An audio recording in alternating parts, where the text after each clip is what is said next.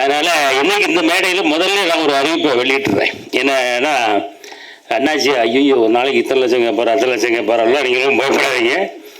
ஆமாம், இயக்குநர்கள் நல்ல கதையோட, நல்ல ஒரு தரமான காமெடி கதையோட, அண்ணாச்சி எங்களால் இவ்வளோ தான் சம்பளம் தர முடியும் அப்படின்னு நீங்கள் சொன்னீங்கன்னா அந்த சம்பளத்தை வாங்கிட்டு நடிக்கிறதுக்கு நான் தயார். யார் வேணாலும் என்ன அப்ரோச் பண்ணலாம், என் நம்பரை வேணாலும் தாரேன், அதனால் தாராளம் பண்ணுங்கள்.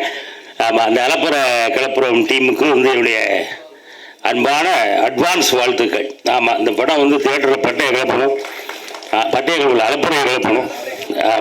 அதனுடைய வாழ்த்துக்கள்.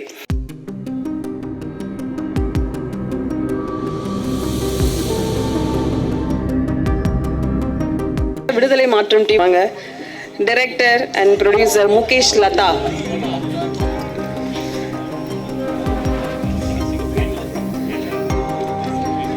அருணோதயன் ஹீரோ அவர்களை மேடைக்கு அழைக்கிறோம். ரோஷினி, லிபியா, புகழேந்தி, இமான் அண்ணாச்சி, அப்படியே திருமலை, படத்தை வெளியிட உள்ள ஸ்ரீதர்,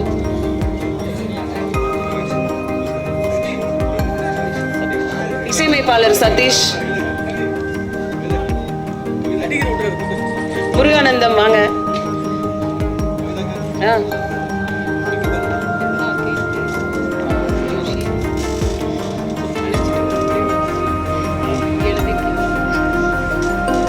ஜோஷினா வாங்க. அண்ணாச்சி எங்க இருக்கீங்க, வந்துட்டீங்களா? ஓகே.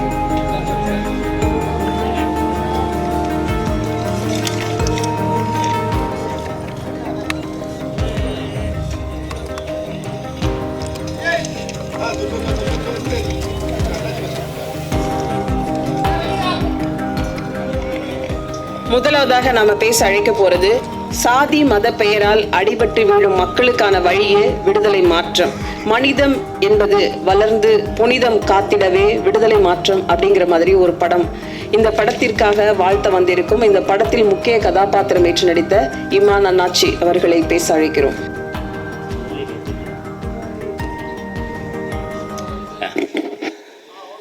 அனைவருக்கும் வணக்கம். எல்லாரும் எப்படி இருக்கீங்க? நல்லா இருக்கீங்களா? சாப்பிட்டீங்களா? ஏற்றது சவுண்டு வரதை பார்த்து சாப்பிட்ட மாதிரி தெரியல. அதனால் இன்றைக்கி இந்த மேடையில் முதல்ல நான் ஒரு அறிவிப்பை வெளியிட்டுறேன். என்னன்னா, அண்ணாச்சி ஐயோ ஒரு நாளைக்கு இத்தனை லட்சம் கேட்பார், அத்தனை லட்சம் கேட்பாரெல்லாம் நீங்களும் பயப்படாதீங்க. ஆமாம், இயக்குநர்கள் நல்ல கதையோட, நல்ல ஒரு தரமான காமெடி கதையோட, அண்ணாச்சி எங்களால் இவ்வளோ தான் சம்பளம் தர முடியும் அப்படின்னு நீங்கள் சொன்னீங்கன்னா அந்த சம்பளத்தை வாங்கிட்டு நடிக்கிறதுக்கு நான் தயார். யார் வேணாலும் என்ன அப்ரோச் பண்ணலாம், என் நம்பரை வேணாலும் தாரேன், அதனால் தாராளம் பண்ணுங்கள். ஆமாம், அந்த கலப்புறம் டீமுக்கு என்னுடைய அன்பான அட்வான்ஸ் வாழ்த்துக்கள். ஆமாம், இந்த படம் தியேட்டரில் பட்டையை கிளப்பணும், பட்டைகள் உள்ள அலப்புறையை கிளப்பணும். அதனுடைய வாழ்த்துக்கள். அப்புறம் நம்ம அடுத்த நம்முடைய படத்துக்கு வருவோம். விடுதலை மாற்றம். இயக்குனர் அவரும் என்ன அப்படி தான் அப்ரோச் பண்ணார். தம்பி சிறுவர் மூலமாக, அண்ணாச்சி ஒரு பெரிய கேரக்டரு, கிட்டத்தட்ட ஒரு 28 நாள் தேவைப்படுது அப்படின்னாங்க. அப்படி 28 நாள் அப்படின்னாலே அது ஹீரோ யார் அப்படின்னு, ஹீரோவுக்கு அடுத்து நீங்கள் தான் அப்படின்னா, அது ஹீரோயினுக்கு ஒன்று யாரும் சொல்லலைன்னு நினைக்கிறேன் இல்லையா? ஹீரோவுக்கு அடுத்து நீங்கள் தான் கல்பனாங்க. ஏன்னா அதுக்கு அடுத்து மியூசிக் டைரக்டர் இருக்காங்க. அந்த படத்தில் நிறைய பேர் இந்த படத்துக்கு தூண்களாக இருக்கும். அந்த தூண்கள் நானும் ஒரு ஆள். எனக்கு இந்த அற்புதமான ஆனால் கொஞ்சம் வித்தியாசமான ஒரு கதைக்களம் கொண்டது தான் நம்ம விடுதலை மாற்றம். இதில் நானும் இருக்கிறதுல ரொம்ப மகிழ்ச்சி. கண்டிப்பாக விடுதலை மாற்றத்தில் நாங்களும் உங்களை சந்தோஷப்படுத்துகிற அளவுக்கு மிக சிறப்பாக இயக்குநருக்கு நான் நடித்து கொடுப்பேன் அப்படின்றதுல எந்த மாற்று கருத்தும் இல்லை. படமும் வெற்றி பெறணும், படத்தில் நடித்தவருடைய வாழ்க்கையில் வெற்றி பெறணும் அப்படின்னு வாழ்த்தி அன்பு வாய்ப்புக்கு வேண்டும். நன்றி, வணக்கம். இப்போ முருகானந்தம் நடிகர் வந்திருக்காரு. இவர் எந்த படத்துக்கு கெஸ்டா வந்திருக்காரு, எந்த படத்துல நடிக்கிறாருன்னு தெரியல. சரி, அப்படியே நீங்க மேடைக்கு 2 வார்த்தை வாழ்த்து சொல்லிடுறீங்களா? வாங்க வாங்க. இமான் அண்ணாச்சி ஆல்ரெடி வந்துட்டாங்க, வாங்க. இதுதான் சொல்றது. மீடியாவோட நண்பர்களுக்கு வணக்கம். நான் இப்போ சொல்லிடுறேன், இந்த விடுதலை மாற்றம் டைரக்டர் தான் கூப்பிட்டுருந்தாங்க, அதுக்கு தான் வந்திருக்கேன். Thanks thanks. ஆமாம், இது அதுக்காக அதோட நிறுத்தாமல் இங்கே வரும்போது இரட்டிப்பு மகிழ்ச்சியாக உங்களுக்கு வந்து அளப்புரை கலப்புறம் டீமுக்கு வந்து ரொம்ப ரொம்ப வாழ்த்துக்கள். ஏன்னா அந்த அவர்கிட்ட ஒரு அடுத்த தேடல் ஒன்று இருக்குது, பயங்கரமான ஒரு தவிப்பு இருக்குது. தாகம் இருக்கிறவங்க தான் தண்ணி கிடைக்கும்னு சொல்லுவாங்க. அந்த மாதிரி உங்கள்கிட்ட பெரிய தாகம் இருக்குது, அதுக்கான வெற்றிங்கிற தண்ணி உங்களுக்கு கண்டிப்பாக கிடைக்கும். வாழ்த்துக்கள். ஏன்னா அது ரெண்டாவது ஒரு 7-8 பேர்லாம் சேர்ந்து மொத்தமாக ஒரு லீடு வச்சு பண்ணியிருக்கீங்கிறீங்களா, அவ்வளோ பேருடைய வாழ்க்கை அதுக்குள்ளே கிடக்கு. அதனால் எல்லாத்துக்கும் இந்த தமிழ் சினிமா இன்னொரு விஷயம், நம்மளுடைய தமிழ் சினிமாவுடைய அவங்களோட நேச்சுரல் என்னன்னா, அவங்க வந்து புதுசு பழசுலாம் பார்க்கவே மாட்டாங்க. நல்லா இருந்தால் ஏற்றுக்குவாங்க, நல்லா இல்லைன்னா ஒதுக்கிடுவாங்க. அதனால் இந்த சினிமா வந்து என்றைக்கும் உங்களை ஏற்றுக்கும், இந்த மீடியா என்றைக்கும் உங்களுக்கு ஆதரிக்கும். வாழ்த்துக்கள் தலைவா. விடுதலை மாற்றமும் நல்லபடியாக வந்திருக்கேன், பார்த்துக்கங்க தலைவா. தேங்க்யூ. தம்பி சதீஷ் வந்து மியூசிக் டைரக்டராக இருக்கான். வாழ்த்துக்கள் தம்பி. தேங்க்ஸ். நன்றி சார். நன்றி மானண்ணாச்சி. அடுத்ததாக நாம் பேச அழைக்கிறோம். அரசியல் பேசுவது என்பது அரசு அதிகாரம், கொள்கை, மக்கள் பிரச்சனைகளை பற்றி விவாதிப்பது. சமுதாயத்தில் கடைகோடியில் இருப்பவனுக்கும் காதில் விழ வேண்டும். இந்த ஒரு குரலாக இந்த படத்தின் கதை நாயகனாக அருணோதயன் அவர்களை இப்போது பேச அழைக்கிறோம். வணக்கம், என் பேர் அருணோதயன். விக்ரம் பண்ணியிருக்கேன், கேப்டன் மில்லர் பண்ணியிருக்கேன், பகாசுரன் பண்ணியிருக்கேன். ஸோ அதனால் துணை கதாபாத்திரங்கள் தான் பண்ணிகிட்டு இருந்தேன். எனக்கு அப்போலேருந்தே முகேஷ் லதா ப்ரோவை தெரியும். நிறையா கதைகள் அது மாதிரி துணை கதாபாத்திரங்கள், நெகட்டிவான கதாபாத்திரம் இருந்தால் சொல்லுங்கள், சேர்ந்து பண்ணலாம் அப்படின்னு சொல்லிட்டு இருந்தேன். இடையில வந்து விடுதலை மாற்றம் அப்படிங்கிற ஒரு ப்ராஜெக்ட் என்கிட்ட இருக்குது அப்படின்னு சொல்லிட்டு இருந்தார். அதுலேயும் ஒரு கதாபாத்திரம் தான் நான் கேட்டிருந்தேன். ஸோ அப்படி இருக்கப்போ ஒரு தடவை வந்து என்கிட்ட ஸ்டோரி சொல்கிறேன் அப்படின்னு சொன்னார். சரி ஓகே, அதுக்கு முன்னாடி இந்த போஸ்டர் மட்டும் காமிங்கன்னு சொல்லி போஸ்டர் காமிச்சார் ஸ்டோரிக்கு முன்னாடி. ஸோ பார்த்தா இந்த மாதிரி கொடிலாம் எரிஞ்சிட்டு இருந்துச்சு.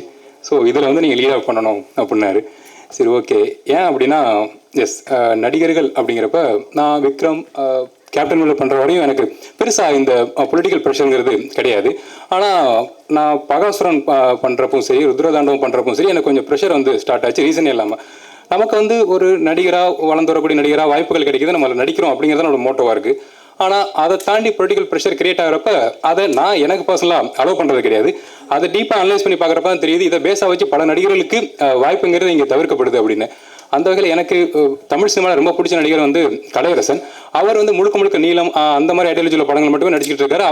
அவரே இந்த மேடைகளில் சொல்லியிருக்காரு, பட மேடைகளில் எனக்கான வாய்ப்புகள் இங்கே தவிர்க்கப்படுது அப்படின்னு.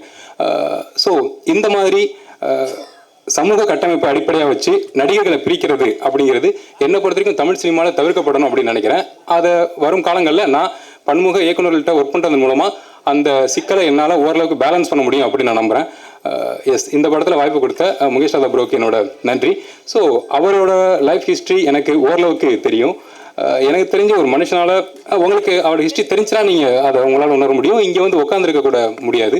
லைஃப்பில் ட்ராவல் பண்ணுறதே கஷ்டம். ஒவ்வொரு நாளும் ஒவ்வொரு நொடியும் நரகமாகக்கூடிய விஷயங்கள் நிறைய அவர் லைஃப்பில் நடந்திருக்கு. ஸோ அதை தாண்டி இவ்வளோ பாசிட்டிவாக இந்த இடத்துல அவர் தான் அதிக பாசிட்டிவாக இருக்கார் அப்படின்னா அது மாதிரி ஒரு மனுஷனை பார்க்குறது ரொம்ப ரொம்ப கஷ்டம். ஸோ அந்த வகையில் என்ன ஒரு கதாபாத்திரமாக இந்த கதையை தேர்ந்தெடுத்த அவருக்கு நன்றி.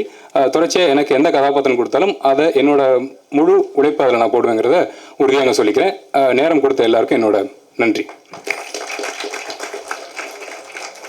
நன்றி. நிறைவாக நாம் பேச அழைக்க போகிறது, ஒரு தாய் தன்னோட மகனை திரைப்படத்துறையில் ஒரு பெரிய ஆளாக கொண்டு வர வேண்டும் என்று ஆசைப்படுறாங்க. ஆனால் நிறைய கம்பெனிக்கு அந்த நபர் ஏறி இறங்குறாரு.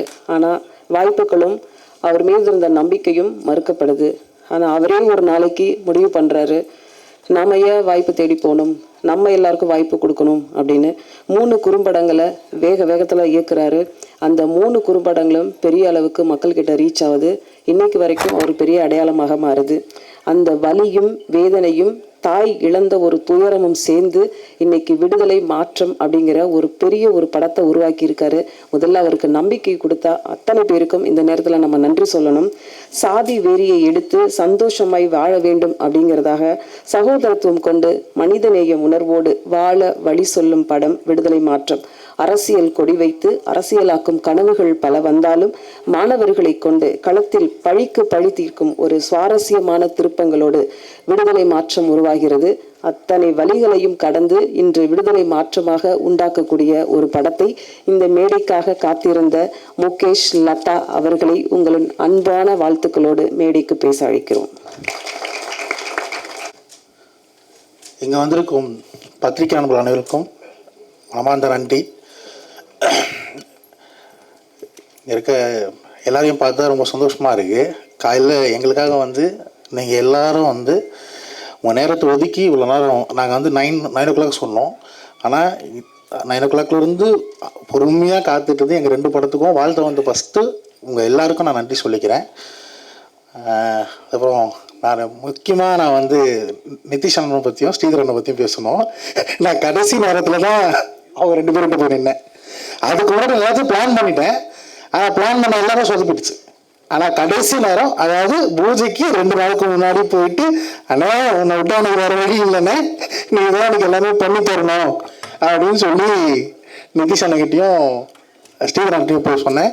ஆனால் நான் நினச்சி பார்க்காத அளவுக்கு ஒரு பிரம்மாண்டமான ஒரு பூஜையை எனக்கும் அஜாருக்கும் வந்து அமைச்சு கொடுத்துட்டீங்கண்ணே. வாழ்க்கையை நான் கண்டிப்பாக மறக்க மாட்டேன். உங்க 2 பேரையும் இது என்னோட முதல் முறை தான். ஆனால் கண்டிப்பாக இது ஒரு சிறப்பான மாதிரியாக மாற்றிட்டீங்க. ரொம்ப நன்றிண்ணே.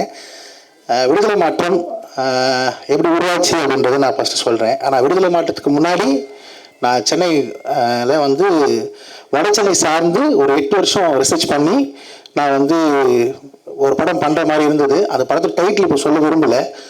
ஸோ அந்த படத்துக்காக நான் எவ்வளோ போராடணுன்றது ஸ்ரீதரனுக்கு தெரியும். அந்த படத்துக்காக இங்கே இருக்க பாதி பேருக்கு நான் அந்த படத்துக்காக எவ்வளோ போராடணும்னு தெரியும். என் கூட நிறைய பேர் ஒர்க் பண்ண எல்லாருமே வந்து இங்கே இருக்காங்க. அதில் முக்கியமாக அந்த கதைக்காக அகில் அண்ணன் ஒர்க் பண்ணார், அவர் இங்கே இருக்கார். ஸோ அவருமே வந்து ஒரு டைரக்டர் தான். ஸோ நிறைய கதராசிரியர்கள் என் கதையில் என் கூட ஒர்க் பண்ண எல்லாருமே எனக்காக வந்திருக்காங்க. ரொம்ப நன்றி. என்னோட ஷார்ட் ஃபிலிம் எப்படி நடந்தது அப்படின்னா, நான் வந்து ரிசர்ச் பண்ணும்போது இந்த கதை பண்ணலான்னு சொல்லி கதை பண்ணுறதுக்கே எனக்கு கிட்டத்தட்ட ஒரு 8 வருஷம் ஆயிடுச்சு. அந்த விடுதலை நான் இந்த வட சென்னை கதை பண்ணுறதுக்கே எனக்கு வந்து நேரங்கள் அதிகமாகிடுச்சு. அது நல்ல கதை முடிஞ்சதுக்கப்புறம் நான் பிக்ஸ்டேக் ரெடி பண்ணி நான் வந்து நடிகர்கிட்ட போகும்போது, நீங்கள் ஃபஸ்ட்டு ஒரு ஷார்ட் ஃபிலிம் பண்ணிட்டு வாங்க அப்படின்னு சொல்லிட்டாங்க. சரி, என்னடா அது ஷார்ட் ஃபிலிம் பண்ணலாமே அப்படின்னும் போது, கதை பண்ணுறதுக்கே நம்ம கடனோட வாங்கி பண்ணி ரிசர்ச் பண்ணி டிஸ்கஷன் உட்காந்து ஒரு பவுண்டோட முடிச்சு நம்ம எடுத்துகிட்டு வந்துட்டோம். சரி, ஒரு ஷார்ட் ஃபிலிம் தானே பண்ண சொல்கிறாங்க, சரி பண்ணிடலாம், இவ்வளோ கஷ்டப்பட்டு ஒரு ஷார்ட் ஃபிலிம் பண்ணிடலாம் அப்படின்னு சொல்லிட்டு நான் என்ன பண்ணுறேன், ஒரு சின்னதாக ஒரு ஷார்ட் ஃபிலிம் பண்ணலாம் அப்படின்னு சொல்லிட்டு கொரோனா டைம் வேறு வந்துருச்சு. சரி, என்ன பண்ண தெரியல, அந்த ஒரே நாளில் இழப்புன்னு சொல்லி ஒரு ஷார்ட் ஃபிலிமு. ஸோ அதை வந்து நானும் என் கேமராமேன் கண்ணதாசன் செல்வன், அதுக்கப்புறம் வந்து அவர் சப்போர்ட்டோட நாங்கள் ஒரே நாள் அந்த பஸ் ட்ராவல்ஸ்லாம் எதுவுமே இருக்காது. ஸோ நாங்கள் நடந்தே போயிட்டு ஒரிஜினல் கொரோனா பாடி வச்சு இழப்புன்னு சொல்லி ஒரு ஷார்ட் ஃபிலிம், அந்த ஒரிஜினல் கொரோனா பாடியெல்லாம் யூஸ் பண்ணி இழப்புன்னு ஒரு ஷார்ட் ஃபிலிம் வந்து எங்கள் அம்மாவோட ஞாபகத்தில் அந்த ஷார்ட் ஃபிலிம் நான் பண்ணேன். அது எனக்கு ஒரு நல்ல அங்கீகாரம் கொடுத்தது. நைட்டு ஒரு 1:30 மணிக்கு எனக்கு அந்த யூடியூப்பில் வந்து கான்டாக்ட்ஸ் எடுத்து எனக்கு கமெண்ட் போட்டு எனக்கு கால் பண்ணி பேசின ஒருத்தனோட ஊக்கம் தான் இன்னைக்கு இந்த படம் பண்ணுறது அளவுக்கு எனக்கு வந்து கொண்டு வந்திருக்கு. அந்த கமெண்ட் போட்டு அவங்க தான், அண்ணே இந்த மாதிரி ஒரு எமோஷ்னலான ஃபிலிம்லாம் பண்ணிடாதீங்கண்ணே, நான் இறந்துட்டேன் என் குழந்தைக்கு அனாதையாக நின்றுமா அப்படின்ற அந்த படத்தில் வர ஒரு வார்த்தையை வச்சு அவங்க சொன்ன வார்த்தை தான் என்னை டேரக்டராக மாற்றுச்சு. ஆக்சுவலி நான் வந்து நடிகர் வந்த ஒரு பையன், தமிழ் சினிமாவுக்கு நான் நடிகனா இதே தெருவில் வாய்ப்பு தேடி அலைஞ்ச ஒருத்தன் தான் நான். எனக்கான வாய்ப்பும் எதுவும் அமையல. அதனால என் வீட்டில் ஒரு பெரிய இழப்பு நடந்தது.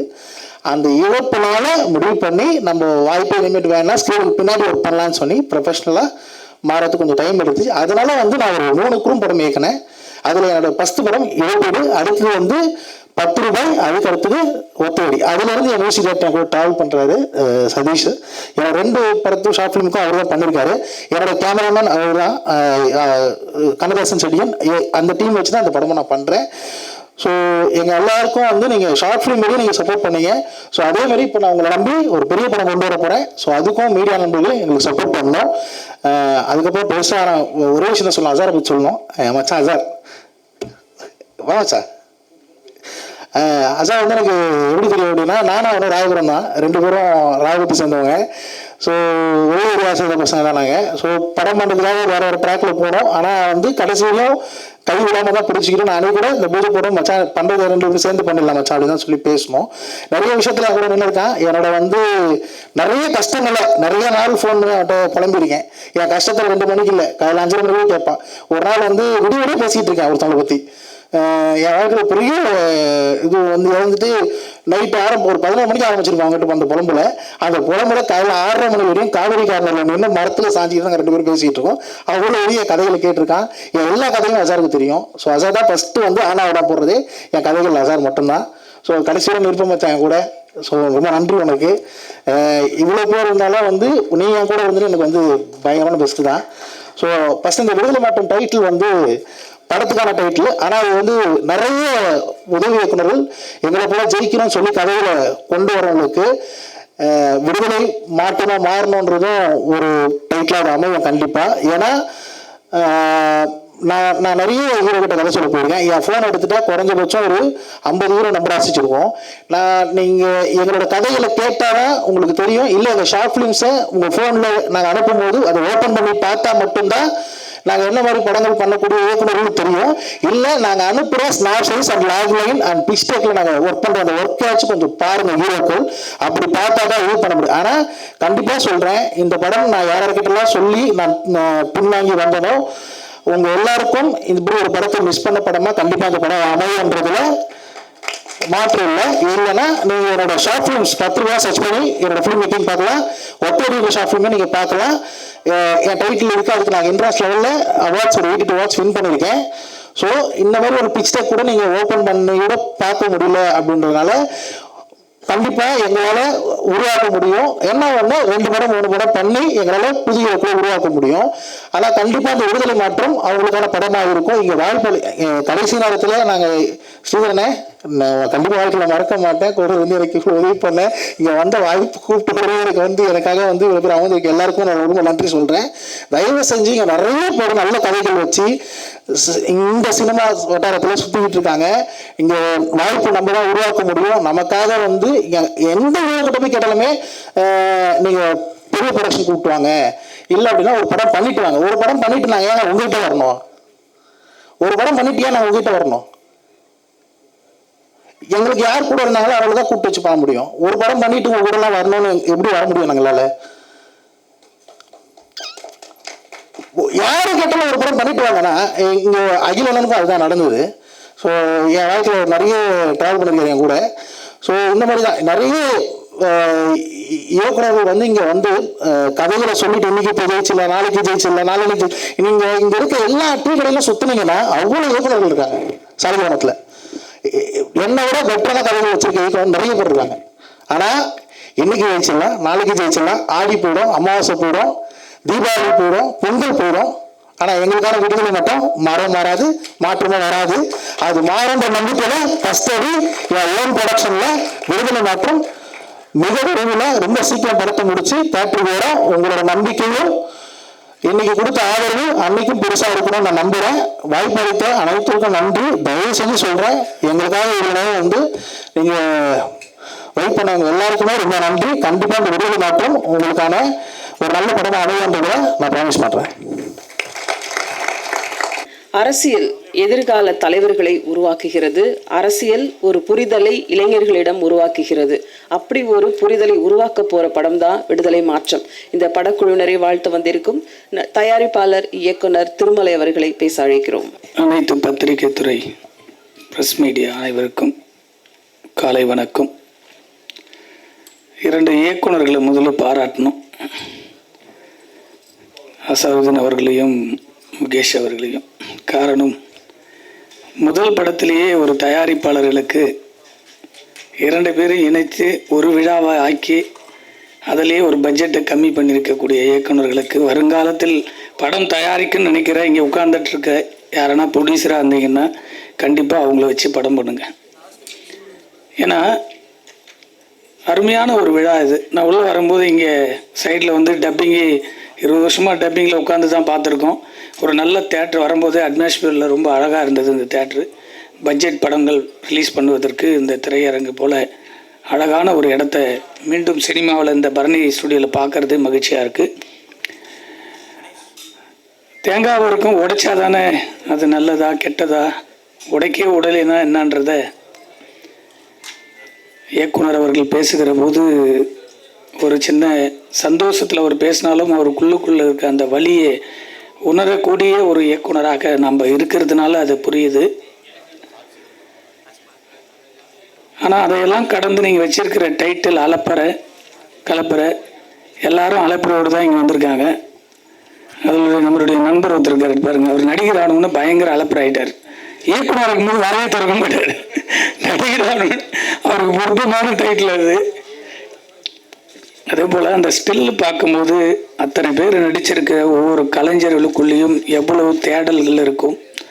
அந்த படம் வெளியே வந்தால் அவங்களுடைய என்ன சொல்கிறது, பணம் அதையெல்லாம் கடந்து அந்த பேர் புகைக்காக தான் நம்ம சினிமாவுக்கு வரும். யாரும் பணம் கோடி கோடியாக சம்பாதிப்போம் அப்படின்றத நினச்சி எந்த ஒரு ஆர்டிஸ்டும் சரி, எந்த ஒரு டெக்னீஷியனும் சரி வரதில்லை.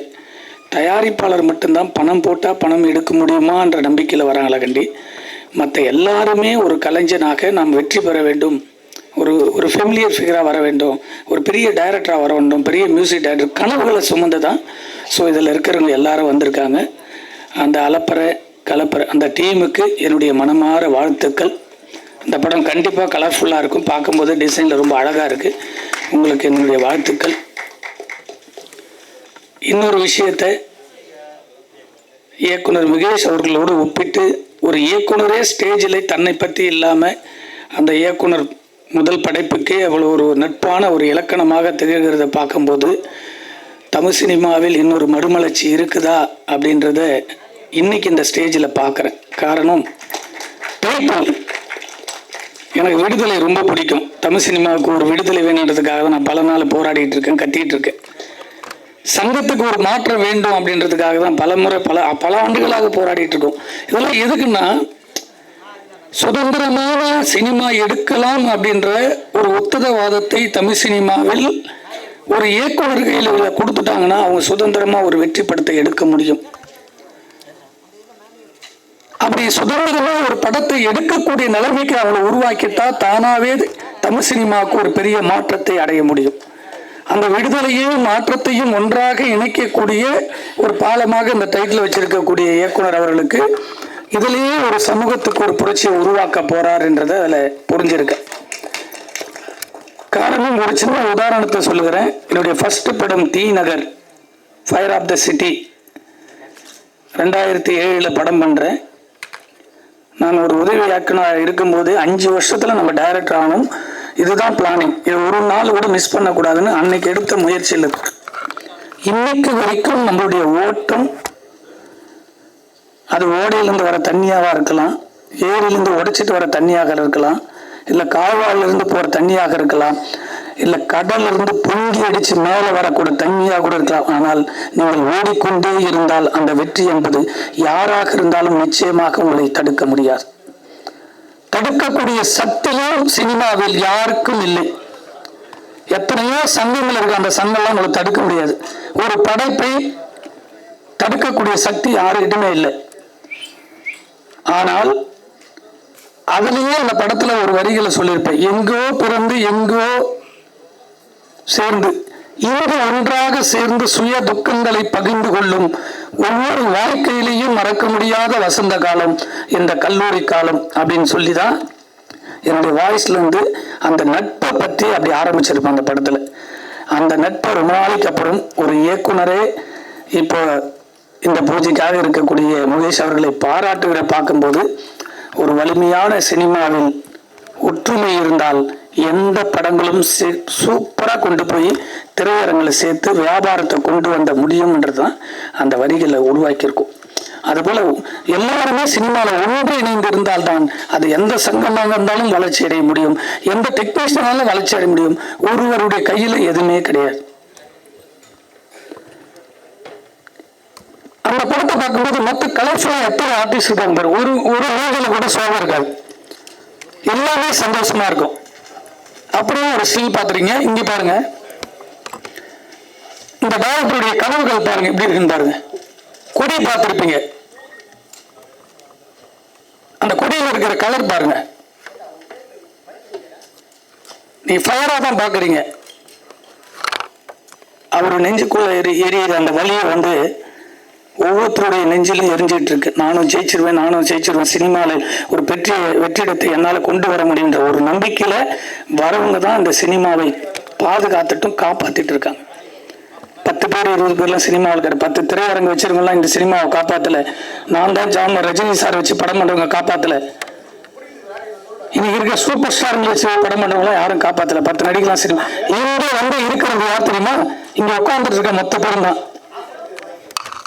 இங்க பிரசவம் பார்ப்பீங்க, இதுலயும் ஒரு பிரிவு இருக்கு. காரணம், பெரிய சேனல் சின்ன சேனல் கிடையாது.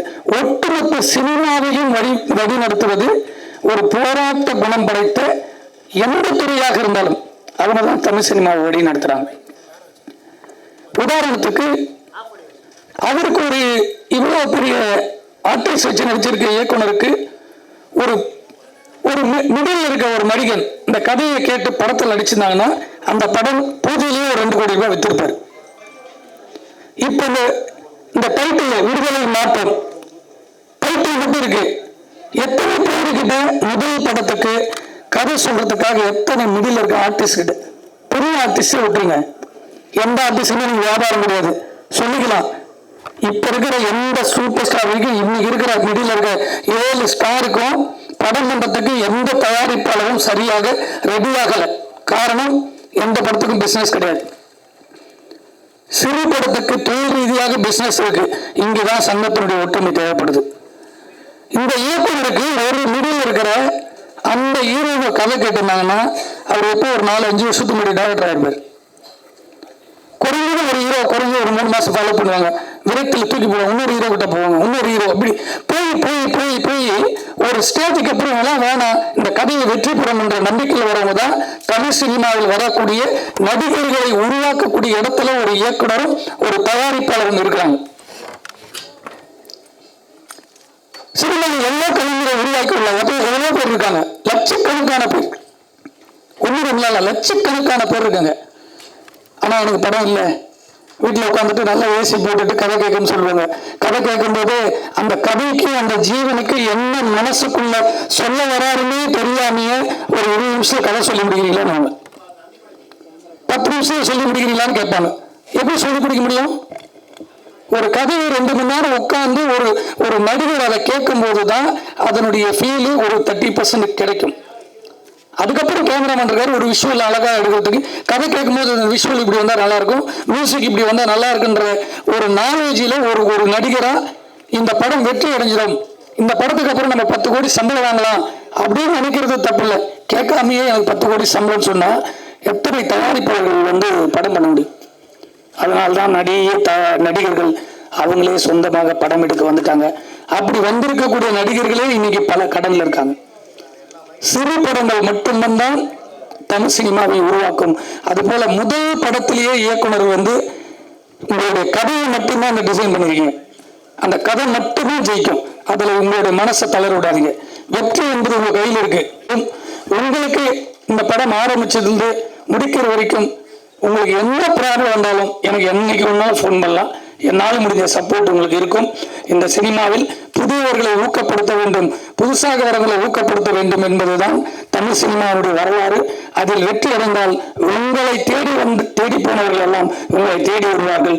வெற்றி மட்டுமே இங்கு நோக்கமாக இருக்க வேண்டும் என்று சொல்லி விடைபெறுகிறேன். நன்றி, வணக்கம். நன்றி.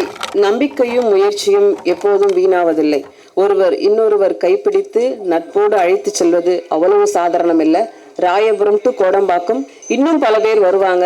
இவங்க நம்பிக்கையில வழியிருக்கும் வாழ்த்துக்கள். படக்குழுவினருக்கும் வாழ்த்துக்களோடு இந்த நாளை இனிமையானதாக்கிய அனைத்து சிறப்பு விருந்தினர்களுக்கும் நண்பர்களுக்கும் எங்கள் நன்றிகள். மீண்டும் அடுத்தடுத்த பல விழாக்கள்ல சந்திப்போம். இந்த படத்தோட நிகழ்ச்சி இன்னைக்கு ஆரம்பிச்சிருக்கு, இன்னும் நிறைய நிகழ்ச்சி இருக்கு, அடுத்தடுத்து சந்திப்போம். Thank you so much. நன்றி, வணக்கம்.